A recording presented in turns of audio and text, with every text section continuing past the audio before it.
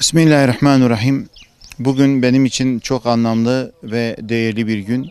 Neden diye sorarsanız 3 yaşındaki Gazze'li yavrumuzun, Rim kızımızın bugün su kuyusunun temelini inşallah Afrika, Etiyopya'da atacağız.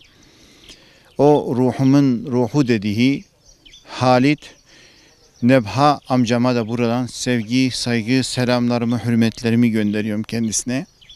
Onun acısını acım gibi hissediyorum. Biz de burada onların acılarını hissediyoruz içimizde. Gücümüz buna yetiyor. Bugün onun adını yaşatmak, burada Afrika, Etiyopya'da onun temelini atmak.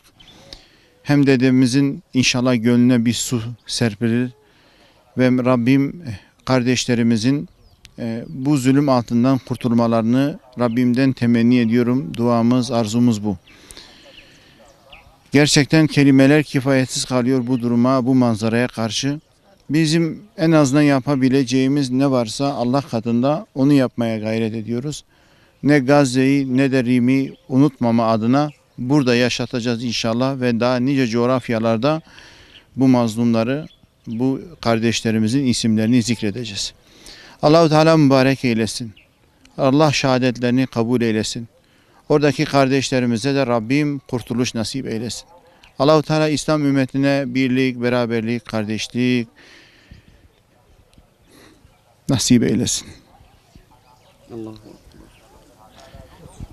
Bismillahirrahmanirrahim. Allahu Ekber. Allahu Ekber. Allahu Ekber.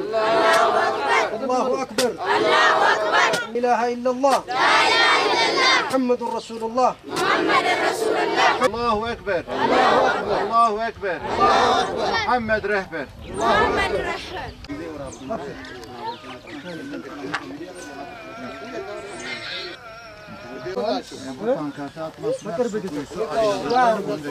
الآخرة حسنة وقنا عذاب النار ربنا ظلمنا أنفسنا وإن لم تغفر لنا وترحمنا لنكونن من الخاسرين ربنا عليك توكلنا وإليك أنبنا وإليك المصير ربنا لا تزغ قلوبنا بعد إذ هديتنا وهب لنا من لدنك رحمة إنك أنت الوهاب اللهم انصر فلسطين اللهم انصر فلسطين اللهم انصر فلسطين اللهم انصرهم اللهم انصرهم ولا تنصر عليهم اللهم انصر أهل غزة اللهم انصر أهل غزة اللهم انصر أهل غزة اللهم انصر أهل غزة ربنا هب لنا من أزواجنا وذرياتنا قرة أعين واجعلنا للمتقين إماما ربنا عليك توكلنا وإليك أنبنا وإليك المصير